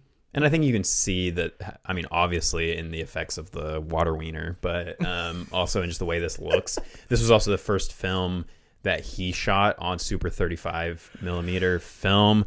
I think it was one of the first movies to be shot that way, and he continued to use that format going forward into T2 and into Titanic and all that. So I think that this movie is maybe more interesting as a look into like a obviously very pivotal stepping stone in Cameron's career in terms of the ocean stuff and the huge production and the way this looks in terms of being very blue and kind of like industrial and grungy. And also what can go wrong on a fucking film set? Apparently everything. But really, like, it's a horror story. But I think looking at Way of Water, I can definitely point to parts of it that's like that feels like The Abyss. That feels like Titanic. That feels like to me, that's why Way of Water felt so much like a culmination of all of his other stuff, especially now that we've done this retrospective. But yeah, unlike Way of Water, just how impressive this was didn't entirely win me over. Yeah. Like it did with Way of Water, where I'm like, yeah, I can forgive some of the other stuff because of how impressive this was. In this, I was more like, it's cool. It's just every time I start to get super into it, I felt like it overstayed its welcome with something. Like they would take something a little bit too far. And like I really felt like by the time it got to the end and he's fucking zooming through the alien shit and going into the ship and all that, I was like, I'm not into this even remotely. And then they're like showing it. Then it became very heavy-handed Cameron message, and I was like, I get what you're doing, but I'm not into this part of the movie. Yeah. Where it's just like, we're going to show you a TV screen of war and how war is bad, but love won us over. The love of one Ed Harris made us change our mind about destroying the earth. It wasn't just love, it was that people can be inherently good because he had no reason to go down and save them. But he sacrificed himself and his lover, his wife, to save an unknown species, man. That's beautiful. I cried just reading his like messages at the end where he's like, I knew it was going to be a one-way trip. I was like, oh my God, Ed Harris, you're going to die. The most excited I think I was during the entire thing is just the on-edge scene of him trying to figure out which wire is the one that he's not supposed to cut when his light source has ruined the color. It wasn't like there's a blue wire with a yellow stripe. It's a blue wire with a white stripe, but don't cut the black one with a yellow stripe. Yeah, and they literally like exactly the same because he's got a green yellow source or a green light source. In reality, they just used two of the same color wire so that it would confuse the audience. But yeah, I was like, oh shit, it did. That's funny. But yeah, I mean, it's so dark. It's so drab. It does feel a little bit disjointed. Definitely is overlong. I do like that it is another one of these combination horror sci-fi movies. I mean, because there's some stuff I was like, this is fucking scary, dude. Because you're pitch black. You have no idea what's going on. These people are panicking for their lives. And I think I wanted it to be more of a straight up horror movie. Yeah. And I guess if I want that, I can go watch Underwater. But I wanted it to be like, straight up James Cameron doing a horror movie, but then when it gets into the schmaltzy, like even the way the music, the Alan Silvestri music of just like, oh, angel aliens, it said that too, yeah, that was crazy. You. Yeah, and then their whole like, waves start to react. Yeah, and then it keeps going on and on and on. So yeah, not perfect, but I enjoyed it enough that I would recommend checking it out. If you can ever good fucking luck find finding it. it. Yeah, I liked it too. And if it comes out on a new release, I'll definitely check it out. I'd love to see if it looks any better. But cool. Well, yeah. I had fun with this. I had seen most of these movies, but I had never really gone into just like really taking a deep dive into James Cameron's career. And I thought this was a really cool way I felt like it made me appreciate going to see Way of Water a lot more because we were so immersed in Cameron's stuff and seeing where all the influences came from. So I hope the listeners enjoyed our little dive into Jimmy Cam. Mm-hmm. Yeah, I agree. This was, I think, the only one that I hadn't actually seen outside of Avatars. Mm-hmm. And this could have been on a miss list for me. And I'm glad that we watched it. I thought it was cool. I remember seeing the Water Weenie. That's what everybody remembers a lot from as a the kid. movie, yeah. Like previews of just like the little like. Well, and obviously they took and reused that particular effect in a million other things. Yeah, including Terminator, right? Yeah, kind of the same idea. Lawnmower Man. They literally do. Yeah. That's going to wrap it up. We hope that you enjoyed a jolly James Cameron Christmas. We hope that you had happy holidays, and I know New Year's is around the corner, so I hope that's good for you guys too. We will see you next week with the beginning of a James Wanuary. We're going to workshop a better name for that. But I don't know, man. I think that's pretty James Wanuary is pretty good. Okay, James Wanuary. It's pretty I'm very funny. excited for it. So yeah, we'll be talking about some James Wan movies. I'll post those on Instagram when we have that list solidified. We haven't 100% decided which ones we want to do. But if you are interested in hearing us talk about one of my favorite horror franchises, we're going to be talking about all except for Spiral, all of the Saw movies in the our 9 like Jigsaw Saw movies. Yeah, in our Creep Cult bonus episodes, which again are only $5 a month. And you get not only that, you'll get all those Saw episodes, but you get all of our Andor stuff and everything else we've talked about going all the way back. All of our Slash Piece Theater commentary tracks. All of our commentary tracks, which I think there's like 25 of them at this point, for all kinds of different movies. So yeah, stay tuned. Thank you as always for your support. It's been another awesome year in the bag. So yeah. Like Tone said, happy holidays, however you decide to celebrate. Hope they haven't been too stressful for you, and hope we could shine a little bit of light into the darkness that is. Hopefully enough light so that way you can tell the difference between 2 different color wires when you need to cut one. Otherwise, you blow up. Because that comes up so often. Very often. Yeah. Apparently, if you exist in Hollywood movies, it happens a lot. Well, we hope that you have a fun and safe New Year's, and we will see you next time. I've been Tone. I've been John. And I've been the Water Weenie. And the internet darling, Never Anthony. agreed with you more. Keep it creepy.